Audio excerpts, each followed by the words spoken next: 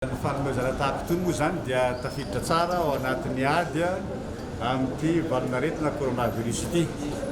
Efa betsaka ny vita ary isaorantsika manokana ny filohan'ny Republikan'i Madagasikara, ny président Andry Nirina Rajoelina izay nitarika an'izany ary hitantsika ny vokany ankehitriny fa midina dia midina ny isan'ireo izay ahitana ny tsimokaretina.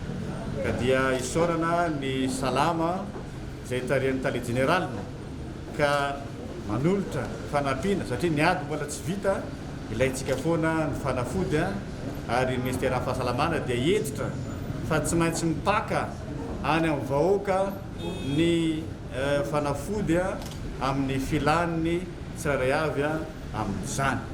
Ka dia zay ngamba ny androany no azo ambara fa dia mbola manetana foana ny amin'ireo geste barrière rehetrarehetra.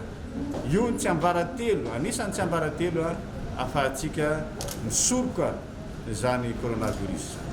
Ary ny fanafody dia efa be dia be ireo fanafody ireo manomboka amin'ny CVO hatrany amin'ireo fanafody fanampiny rehetrarehetra dia ilayntsika zany rehetra zany miara-miasa ho amin'ny fanasitranana an'ity aretina coronavirus izay efa manomboka resitsika ary resitsika tsy ho ela zany satria miara-misalatsika mianakafy.